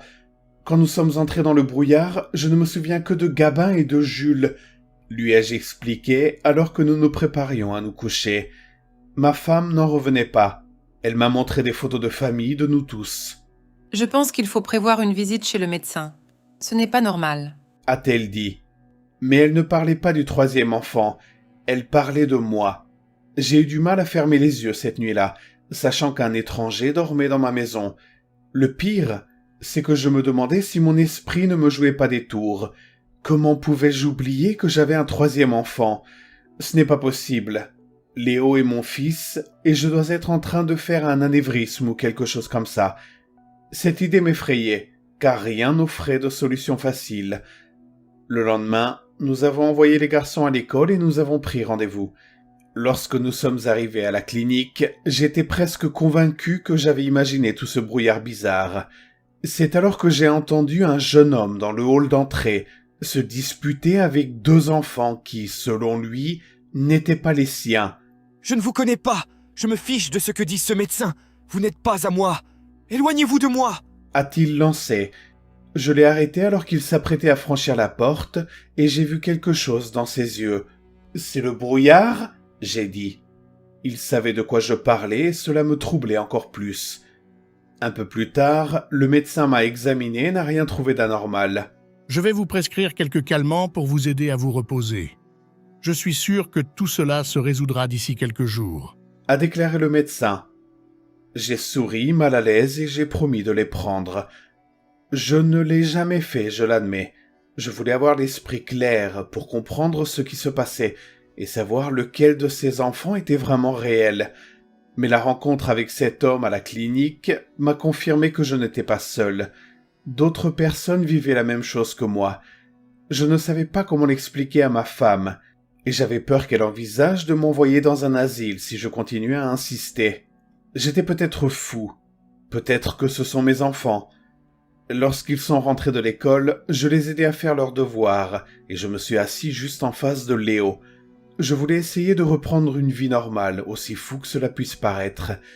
Ce gamin n'avait fait aucun effort pour paraître menaçant. Peut-être que c'est seulement moi qui ai été affecté par le brouillard. Peut-être que le brouillard m'a fait quelque chose, mais pas à lui. « Merci pour le dîner !» a dit Léo en serrant sa mère dans ses bras, après avoir lavé son assiette. Je restais là, à contempler la scène, bouche bée et me sentant absolument mal à l'aise. Je commençais à ressentir quelque chose pour lui. Était-il vraiment réel? Comment pouvais-je être sûr qu'il l'était? Cette 2e nuit sans sommeil m'a poussé à me lever pour aller voir les garçons, afin de m'assurer que rien d'anormal ne s'était produit. Ils étaient tous si paisibles. Ma vie ressemblait à un rêve. Mais je n'étais toujours pas dans le coup. Des sonnettes d'alarme retentissaient dans ma tête. Elles me disaient de ne pas me contenter de repousser ces sentiments. Je suis allé au grenier pour essayer de trouver quelque chose qui se rapporte à l'enfance de Léo. Si c'était vraiment mon fils, je savais que j'aurais gardé des affaires de bébé là-haut. Mais je n'ai rien trouvé. Pas même un bracelet de l'hôpital. En regardant d'autres albums, je me suis rendu compte que chaque partie de lui semblait s'être manifestée il y a 4 jours. Avant cela, il n'existait tout simplement pas. Le lendemain, lorsque Céline est partie travailler, J'ai vérifié en ligne dans notre région si quelqu'un d'autre avait pu vivre une expérience similaire dans le brouillard. Il m'a fallu creuser un peu, mais j'ai trouvé quelque chose, enfui sous un onglet d'aide dans un groupe Facebook. Comment savoir lequel de vos enfants est réel ? C'était le titre du groupe. Il y avait une vidéo d'un père comme moi. Derrière lui, il y avait 3 enfants, tous assis sur des chaises attachés par des attaches. J'ai mis ma main sur ma bouche lorsqu'il a commencé à parler. Tout le monde dit que je suis fou, mais je n'arrive pas à me débarrasser du sentiment que l'un de ces enfants n'est pas vraiment un vrai enfant. Ça a commencé avec le brouillard et ça s'est amplifié à partir de là. Au début, j'en étais certain, puis cela a commencé à s'infecter davantage. Je floute leur visage, ils se ressemblent tous. Puis j'ai réalisé que je ne savais pas lequel était celui dont je ne me souvenais pas. J'avais besoin de savoir. S'ils sont de mon sang, je sais qu'ils auront du sang. Et puis je me suis dit que ça n'avait pas d'importance. Je les aime tous. Mais ce malaise dans mon estomac n'a pas disparu. Il sort un couteau à cran d'arrêt, puis l'écran est soudain devenu noir, annonçant que la vidéo était retirée. Mon cœur s'est emballé. Sous la vidéo, il avait laissé un commentaire. « Je n'ai pas pu faire ça. Je ne suis pas un monstre. » Le brouillard avait infecté son esprit. Il lui a fait remettre en question la réalité. Et si c'était le cas pour moi aussi ? Et si l'un de ses enfants était un imposteur ? Hier, j'ai atteint mon point de rupture. J'ai essayé pendant toute une journée de repousser ces pensées et de les considérer tous les 3 comme miens. Pourtant, je n'avais aucun lien avec Léo. Aucun instinct paternel ne se manifestait. Lorsqu'il m'a serré dans ses bras, je me suis senti mort à l'intérieur. C'est un étranger. Un père, tout comme une mère, connaît ses enfants. J'ai dit à ma femme que j'allais les emmener au parc. Lorsqu'ils sont sortis et ont joué, je me suis assis et je les ai regardés, en essayant de me préparer à ce que je devais faire. J'avais préparé un cutter à l'avance, et je me suis dit qu'il fallait juste que je leur coupe le doigt. Je suis sûr que ça va fonctionner. Les vrais enfants saigneront, le faux, je n'en étais pas sûr. J'ai attendu qu'ils remontent dans la voiture et j'ai verrouillé les portières. Papa, on peut aller manger une glace ? A demandé Léo. J'ai fait un compte à rebours mental, puis j'ai sauté sur l'occasion en lui coupant le doigt. Papa, pourquoi tu fais ça ? Ça fait super mal ! Léo a essayé de se défendre et la lame du cutter s'est enfoncée jusqu'à l'os. Le sang a coulé et il a crié. Gabin m'a littéralement arraché le cutter des mains. Papa ! Mais qu'est-ce que tu fais ? A crié Gabin. Je me suis figé et j'ai regardé les autres garçons.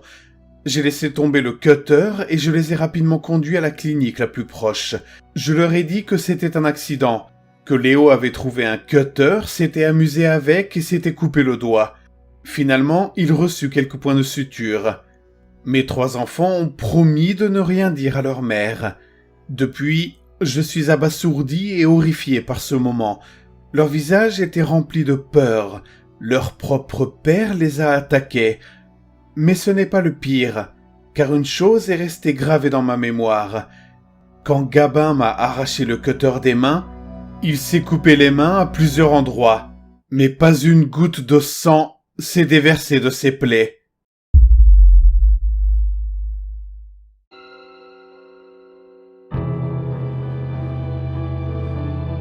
Le petit joueur de flûte.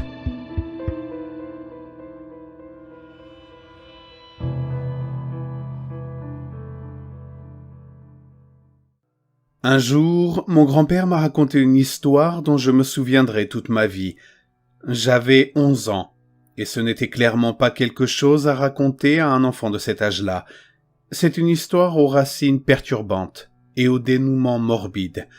Mon grand-père en a vécu le début, j'ai assisté à sa fin.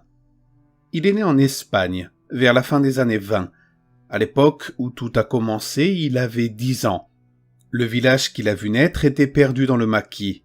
Il n'y avait pas beaucoup de passages à l'époque et encore moins maintenant, étant donné que le village a été depuis abandonné. Il n'était situé sur aucun grand axe routier, n'était proche d'aucune grande ville. C'était un endroit triste, un endroit où venaient mourir les rêves et les ambitions des enfants. étouffés par les traditions et l'isolement presque total. Mais parmi eux, il y en avait un qui ne voyait pas les choses du même œil. Son père le destinait, comme beaucoup d'autres au village, à lui succéder comme vigneron. Mais le garçon se rêvait flûtiste dans un grand orchestre. Il se voyait jouer devant des centaines de personnes à Madrid ou encore à Barcelone. Il avait ce rêve en lui depuis qu'il avait déniché une vieille flûte en bois dans un grenier. Un instrument tellement abîmé que l'enfant s'était étonné d'en tirer un son la première fois qu'il avait soufflé dedans. Son père ne voyait pas ce nouveau passe-temps d'un bon œil, car pour lui, tout le temps que passait son fils à extirper des sons de son instrument ridicule, c'était du temps perdu. Il aurait dû à la place apprendre les différentes techniques de la coupe du raisin ou encore les méthodes de levage, d'agrafage. Et puis, comment un artiste sans le sou pourrait-il s'occuper de son père lorsque celui-ci serait immanquablement rattrapé par l'âge ? Se dissimulant au regard désapprobateur de son père, le garçon commença à jouer en cachette. Mais au village, les murs avaient des oreilles, et le son distinctif de sa flûte ne passait pas inaperçu. Alors lorsque l'envie lui en prenait, il laissait les petites maisons de pierre derrière lui et s'enfonçait dans la garrigue. Il marchait longtemps, passant ravins et crevasses, montant et dévalant les collines. Il ne s'arrêtait que lorsqu'il arrivait à sa cachette, devant la grande pierre. C'était un énorme morceau de roc rougeâtre, semblant avoir été déposé là par une main divine et gigantesque. Le garçon s'asseyait toujours sur la même vieille souche d'arbre, et après avoir regardé par-dessus son épaule, il jouait de sa flûte sans se soucier de savoir si on l'écoutait ou pas. Les premiers temps, les notes étaient hésitantes. Les sons qui sortaient du petit instrument de bois étaient stridents et tremblants.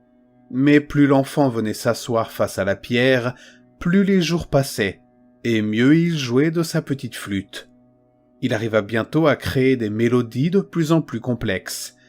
Un jour, alors qu'il jouait comme à son habitude, un corbeau noir comme la nuit vint se poser sur la grande pierre. L'enfant s'arrêta de jouer et observa le volatile. Cette fois-ci, le garçon avait un public.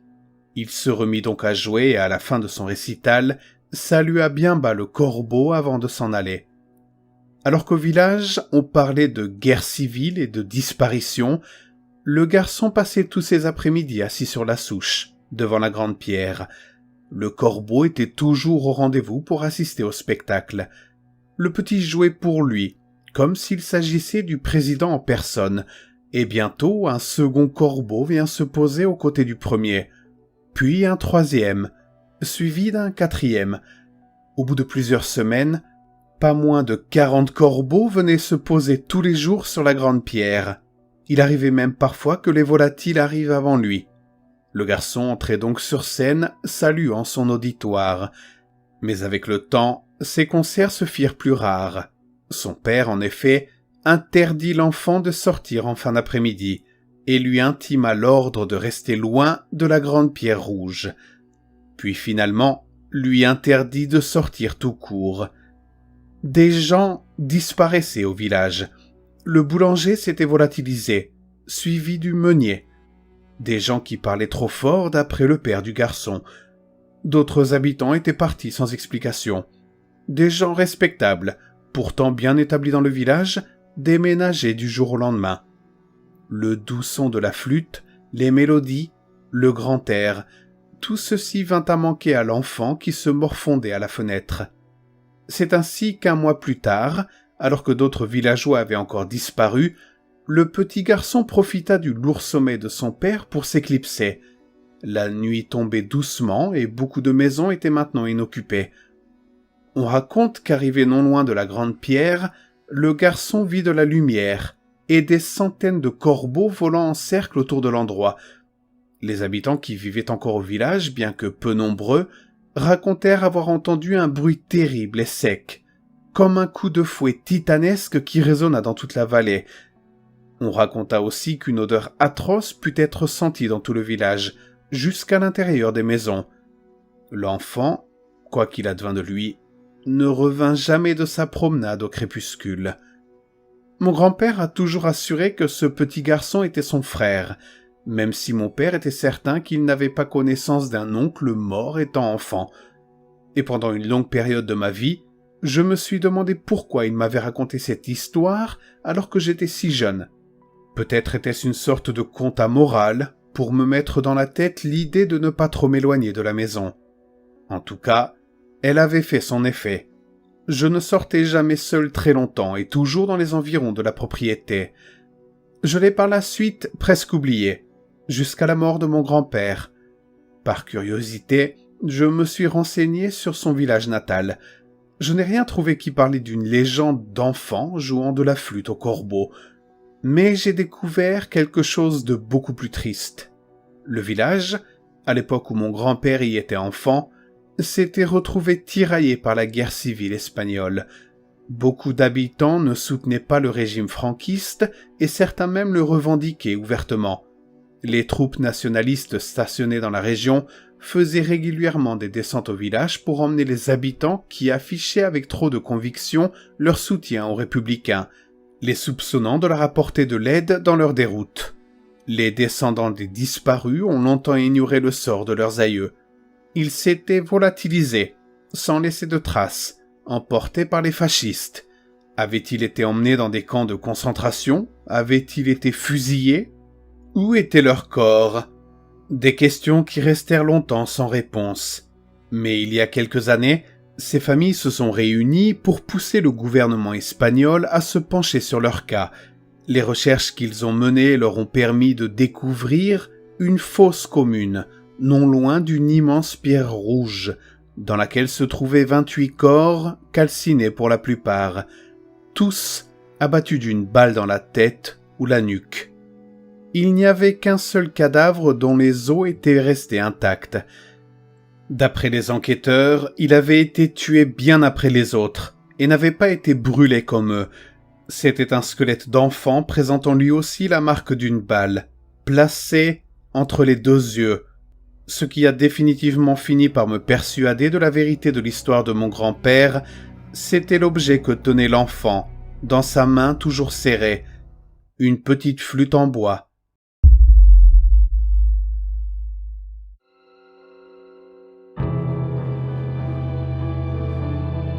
Pourquoi cette voiture s'est garée dans mon allée ?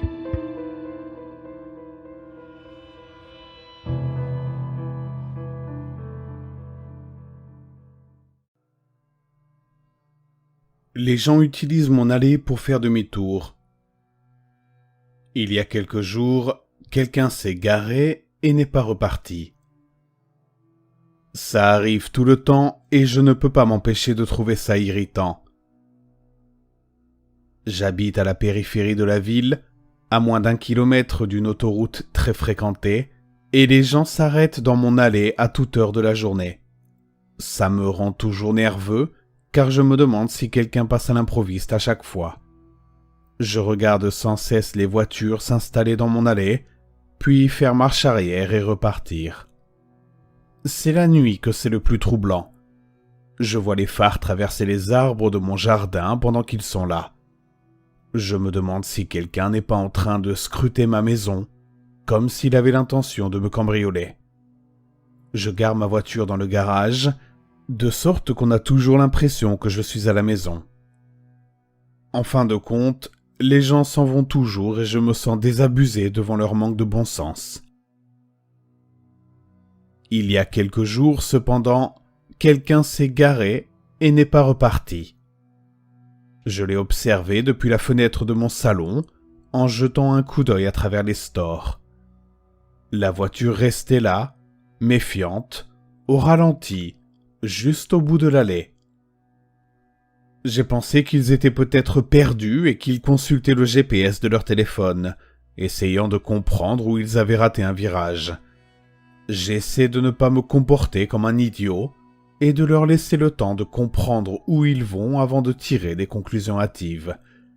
Mais il était plus de 11 heures du soir, et non seulement ils interrompaient mon film, ils avaient également l'air très bizarres dans leur comportement. Lorsque la voiture est restée là pendant 5 minutes, j'ai commencé à m'inquiéter. J'ai levé les stores, et j'ai commencé à faire des signes. juste pour voir si je pouvais obtenir une réaction. La voiture a continué à tourner au ralenti. La faible traînée des gaz d'échappement s'élevant dans la nuit froide. Personne n'a allumé de lumière dans la voiture. Personne n'en est sorti et personne ne bouge. Il ne se passe absolument rien. Je reste à ma fenêtre à regarder la scène, me demandant si je devais sortir ou appeler la police. Appeler la police me semblait un peu ridicule, sans même sortir et voir d'abord. Alors j'ai fait quelque chose que je n'avais vraiment pas envie de faire. Je suis allé voir pourquoi ils étaient là. J'ai mis mes chaussures et j'ai enfilé une veste. J'ai également pris mon téléphone pour avoir de la lumière ou au cas où je devrais les aider à appeler une dépanneuse ou quelque chose comme ça. Je me suis dit que le meilleur scénario était qu'ils avaient peut-être crevé, que leur téléphone était mort et qu'ils étaient trop nerveux pour frapper à la porte. Comme je l'ai dit, il était plus de 11 heures du soir et frapper à la porte de quelqu'un à cette heure-là pouvait sembler louche. En dépit de mon bon sens, je suis tout de même sorti. J'entendais le moteur tourner au loin, ainsi que le chant des grillons dans la nuit. Il m'a fallu quelques secondes pour trouver le courage de me déplacer vers la voiture. L'allée est assez longue et il faisait vraiment sombre. Tout semble plus effrayant au milieu de la nuit, surtout s'il n'y a pas de voisins à proximité. J'ai dégluti et j'ai commencé à marcher, tout en gardant les yeux sur la voiture. J'ai activé la fonction lampe de poche de mon téléphone et j'ai essayé de garder un rythme régulier sur le chemin. Les graviers crissaient sous mes pieds et mes paumes commençaient à transpirer. Peut-être était-il ivre et s'était-il endormi? Peut-être s'agissait-il d'un couple de jeunes perdus lors d'une soirée tardive. Lorsque je me suis éloigné d'une vingtaine de mètres, j'ai eu une sensation de malaise dans l'estomac. Quelque chose ne tournait pas rond, surtout quand j'ai vu le conducteur derrière le volant. Il me regardait comme s'il était figé. Je ne pouvais que faiblement distinguer ses yeux, un visage pâle dans l'obscurité du siège avant. « Bonjour !» j'ai demandé à voix haute, en essayant de ne pas paraître aussi nerveux que je l'étais, et le plus amicalement possible. Pas de réponse. Le conducteur n'a même pas cligné des yeux.